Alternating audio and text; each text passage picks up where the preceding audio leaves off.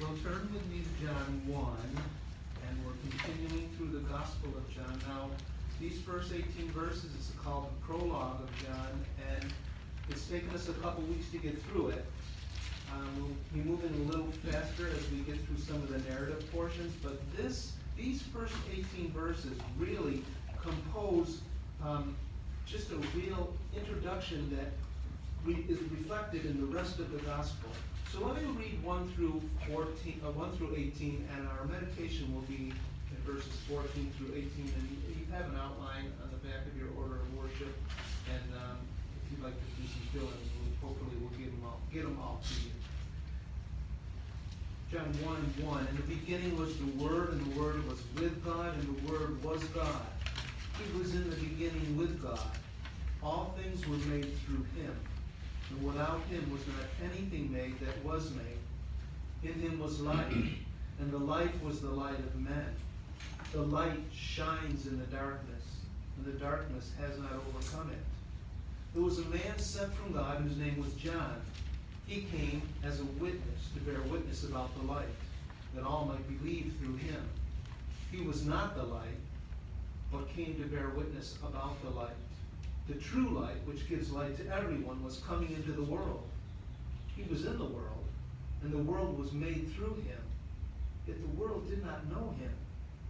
He came to his own people, and his own people did not receive him. But to all who did receive him, who believed in his name, he gave the right to become children of God, who were born not of blood, nor of the will of the flesh, nor of the will of man, but of God. And the Word became flesh and dwelt among us. And we have seen his glory, glory as of the only Son from the Father, full of grace and truth. John bore witness about him and cried out, "This was he of whom I said, he who comes after me ranks before me, because he was before me. For from his fullness we have all received grace upon grace. For the law was given through Moses. Grace and truth came through Jesus Christ. No one has ever seen God, the only God who is at the Father's side. He has made him known." So the context of, that's helpful. The context of, we asked for illumination, and we seem to get a little bit right here. The context of verses 14 through 18, we know that these first 18 verses are all about the Word. The Word in relationship to God. Look at verse 1. The Word was. He was always eternal. He was equal with God, and yet he was distinct from God the Father. And he made the whole world. Everything was brought into existence through him. And he was the source of life, all life, both physical and spiritual life. And he was the light of men. So here's this glorious Word. Whatever this Word is John is talking about, just think about who he is. Whoever this Word is, he's equal with God. He's distinct from God the Father. He made everything. He's light and he's life. But the reality is, in verse 5, the light shines in darkness. Well, how did darkness happen? Darkness happened at the fall. And so as you go through the Gospel of John, you'll see darkness. Men are in darkness. They're blind. John chapter 9 is a man that's been born blind. From his birth, he cannot see. And us spiritually, we cannot see from our birth. And then there was, verse 6, there was a man sent from God. This is John the Baptist, and he's saying, listen, there's coming one. The Messiah is coming. And then verse 9, the true light shines. He gives light to everyone into the world. But what's the reaction of the light? We looked at that last week. What is the reaction? Some receive him, some don't receive him. The staggering thing is his very own people didn't receive him. But there was some that did receive him. And to them, to those who received him, incredibly, he gave them this incredible right to be children of God. And then he says the reason they believed was they were born of God. In verse 13, they weren't born of the will of man or the will of the flesh, nor of bloodline, but they were born of God. Now in verse 14, he just opens up this glorious reality. And our thinking is around 3 points this morning concerning the incarnation of the Word. And if you have your outline before you, just 3 simple things. The mystery of the incarnation. The mystery. The magnificence of the incarnation, that's verses 14 and 16 and 17. And then making known of the incarnation. First thing here is the Word, this Word, and really you have to feel, don't you see in verse 14, you really have to feel the weight of that. You have to feel the weight of who this Word is, the eternal God. That when it comes and says He became flesh, or incarnated, that's what incarnation means, to take on flesh. The Word became flesh. And this is just a staggering reality. I just read a little succinct note from the ESV Study Bible. It says this. Listen to this. This is the most amazing event in all of history. Do we really feel that? The incarnation of the Lord Jesus Christ is the most amazing event in all of history. The eternal, omnipotent, omnipresent, infinitely holy Son of God took on human nature and lived among humanity as one who was both God and man at the same time in one person. At the same time in one person. So your first fill-in here is Jesus is both fully human and at the same time fully divine. Both fully human, fully divine. Jesus is not 50% man and 50% God. He's truly man and truly God. And I should put our RBC student on,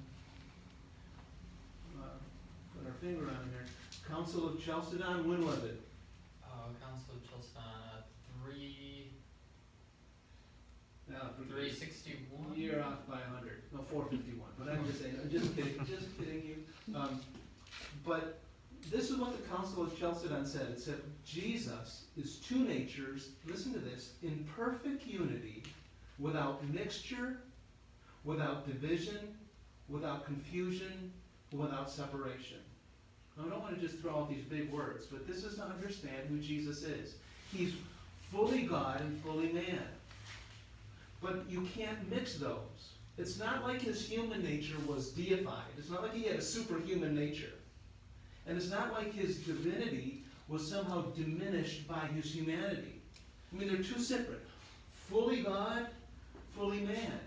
And I just want to tell you, this is what makes Jesus Christ so incredibly beautiful, is how these two things converge together into one person. Your next fill-in is Jesus as God, think of this, possessed all the attributes of God. He possessed all the attributes of God. And as man, he experienced all the limitations of humanity. All the limitations. So let's just think through a couple things as we read through the Gospels, or just think about the Lord Jesus Christ. You know, in Jeremiah, God says to his people, do you think I'm a God that's near and not far away? Or far away and not near? And he's telling them, you think you're going to, in essence, you think you're going to get away with your sin? I'm not going to see that what you're doing? And he poses this question. He says, do I not fill heaven and earth? Just think about that for a moment. Like how, when we have these electron telescopes or whatever, not electron, but you have these huge telescopes and they feel the whole expanse of the universe. And God says of himself, as God, I fill the universe. I mean, there's not, you can't go for 1 trillion years at this light speed and go out into space somewhere where God isn't. He fills the universe. That's one of his attributes. He's omnipresent. But when he becomes a man, he's locked in. He's locked in time and space. He's in this little body. When we were up in New York, we used to have this thing called the Living Nativity. And we would take people through different scenes at Christmas time, and we would start out in the garden, and we would narrate it, and we would take a group of people, and we would go. And I remember one time we were going, and I was bringing a tour through, and we got to this, the picture of the baby Jesus in a manger, and here's this little stable, and usually they had a little doll there, you know. It was like, oh gee. But one time they had a little baby there. This little baby was moving its hands, and as I was talking, was this little cry, just a faint little cry. struck me. The God who with his hands flung the universe into existence and holds it in its being became a little tiny baby. And his voice that Hebrews 1 says, it sustains the universe, was in this little tiny baby. And it's just like you just have to stand back and say, in awe, the Word became flesh. Just think through different things. Turn over with me to Luke, because I want you to read this with me. Luke chapter 2. Jesus is 12 years old. They go up to Jerusalem to the feast, and you know the story that as they're going and they're leaving, the Lord Jesus tarries back in Jerusalem at the temple. Verse 41 of Luke 2 says, Now his parents went to Jerusalem every year at the feast of Passover. And when he was 12 years old, they went up according to the custom. And when the feast was ended, they were returning. The boy Jesus stayed behind in Jerusalem. His parents did not know it, but supposed him to be in the group. They went a day's journey. But then they began to search for him among the relatives and acquaintances. And when they did not find him, they returned to Jerusalem searching for him. And after 3 days, they found him in the temple, sitting among the teachers, listening to them and asking them questions. And all who heard him were amazed at his understanding and his answers. And his parents saw him. They were astonished. And his mother said to him, Son, why have you treated us so? Behold, your father and I have been searching for you in great distress. Can you hear Mary coming to the Lord Jesus, who's the sinless Lord Jesus, and saying to him, we've been looking all over for you. What have you done to us? Why have you done that? And look at what it says. He says in verse 49, almost these cryptic words, and he said to them, Why are you looking for me?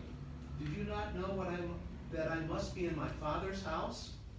And they did not understand the saying that he spoke to them. Now watch these precious words. And he went down with them and came to Nazareth. Now listen to this. And he was submissive to them. He was subject under them. Here is one of the things, Joey and I, when we were raising our kids, we didn't have the tricks. We didn't have how to shepherd a child's heart. We made so many mistakes. And I'm sure that Mary and Joseph made mistakes, and the Lord Jesus is perfect. And you know what he does? He submits underneath them. The one that everything in the universe is under his rule, and he comes under their rule. He's submissive to them. This is what it means to take on flesh. And his mother treasured up all these things in her heart. And watch this. And Jesus increased in wisdom and in stature and in favor with God and man. He began to learn things. The one who is in his divinity, he knows everything exhaustively, everything. And then in his humanity, he's beginning to get wisdom. The fountain of all wisdom. And then, do you see what? The last little illustration of this is Jesus, he tells his disciples in, I think it's Luke, I didn't write it down, maybe Luke 8, maybe you just go over a couple chapters here, Luke 8, verse 22. Here Jesus, it says, one day he got into a boat with the disciples and said to them, let us go across to the other side of the lake. So they set out, and as they sailed, he fell asleep. God says in his word that he who keeps Israel neither slumbers nor sleeps. God has never slept. God has never slept. He's never fallen asleep for a nanosecond. But it says he went in and he fell asleep. And a windstorm came down on the lake, and they were filled with water and were in danger. And they went and woke him. Isn't that strange? Woke him? He's still sleeping. We're going to die, you know. He says, and saying, Master, Master, we are perishing. And he awoke and rebuked the wind and the raging waves, and they ceased, and there was a calm. And he said to them, where's your faith? I mean, think of that. Here, one part of him is he's weary and tired and sleeping. That's his humanity. And he gets up, and in this seasoned fisherman saying, we are going to die. It's over. Don't you care that we perish? And he just speaks a word, and there's a calm. You have these two things. God became flesh, And isn't it funny? Like, Jesus didn't walk around every time there was a storm just say, peace be still. Peace be still. I mean, it was at certain times that he revealed his glory to his disciples, and his disciples, they believed in him. They believed in him. Look at the last point under that first. So there's a mystery here. He's fully God and fully man. He has all the attributes of God, yet all the limitations of humanity. And the eternal Word, back to John chapter 1, he pitched his tent. He pitched his tent among his people. That's what it says here in John 1 and verse 14. And the Word became flesh, and he dwelt. That word dwelt means to pitch a tent. He pitched his tent among us. Now I had August read Exodus 33. Here is Moses wanting to see the Lord's glory. But back in Exodus chapter 25, God says, make a tabernacle. Make a place where I can come and meet with you. That's where I'm going to be. And when you look at the end of Exodus chapter 40, after it's all constructed, you know what happens. The glory cloud comes and it fills the tabernacle. And then what happens? Then you can't go in. The high priest came out and they can't go in. You can go in once a year. You can make a sacrifice for sin. But otherwise, the magnitude of God's glory is so great. Remember what he said to Moses? Moses said, oh God, show me your glory. I want to see your glory. God says, you'll die. If you see my glory, you will die. You can't live. And so, here, all those prefigures over in the Old Testament about this dwelling place. Now the dwelling place is no longer in a tabernacle, but it's actually in a person. It's in Jesus Christ of Nazareth. The very dwelling place of God is now with men in God himself. So now we're looking at John 1 and verse 14. And the Word became flesh and dwelt among us. He pitched his tent among us. And now it leads us into the magnificence. So there's a mystery, but then there's a magnificence of the incarnation. And the next words are staggering. And we have seen his glory. We've seen his glory. You can see, well, what did we read in Exodus? You can't see my glory. You can't see my glory and live. The disciples said, and we have seen his glory. And what was it like? Glory as of the only beloved Son from the Father, full of grace and truth. This is just a staggering thing. Because as the tabernacle was filled with glory, the fullness of God's glory, you know what it says of Jesus in Colossians chapter 2? It says, in him all the fullness of God dwells in a body. Just staggering thought. And here, he's pitched his tent, he's living among people, and the disciples go to see him. And think about this. If God was to make himself known to us, what would he look like? What would God look like? Well, here it says, we saw his glory, and it was a glory as of the only of the beloved Son from the Father, and full of grace and truth. You know, the first time, there was a couple ways in which the magnificence of the glory was revealed. John chapter 17, Jesus takes his disciples to a mountain. And what does he do there? He is transfigured. And so the glory of God broke through at the transfiguration. It's just an amazing thought. John 17, after 6 days, Jesus took with him Peter, James, and John, his brother, and they led them up to a high mountain by themselves. And he was transfigured before them. And what was happening? His face shone like the sun. We can appreciate that in Florida, can't we? The sun. His face shone like the sun. I mean, what happened was, in his humanity, it veiled his deity, and it just pulled it back just a little bit, and his face shone like the sun, and his clothes became white as light. And behold, there appeared to him Moses and Elijah talking with him. And Peter said to Jesus, Lord, it is good that we are here. If you wish, I will make 3 tents here. One for you, and one for Moses, and one for Elijah. And he was still speaking when, behold, a bright cloud overshadowed them. Isn't that something? Here's his face shining like the sun. Now, how do you get a bright cloud that outshines the sun? The bright cloud overshadows them, and a voice from the cloud said, "This is my beloved Son, with whom I'm well pleased. Listen to him." And when the disciples heard this, they fell on their faces and were terrified. But Jesus came and touched them, saying, "Rise, and have no fear." Isn't that sweet and precious? This God that you just are terrified. Just love in in the book of Revelation, when John sees the glorified Christ, and it says he fell at his feet as dead. And it says that Jesus took his right hand and laid it on him and said, "Don't be afraid."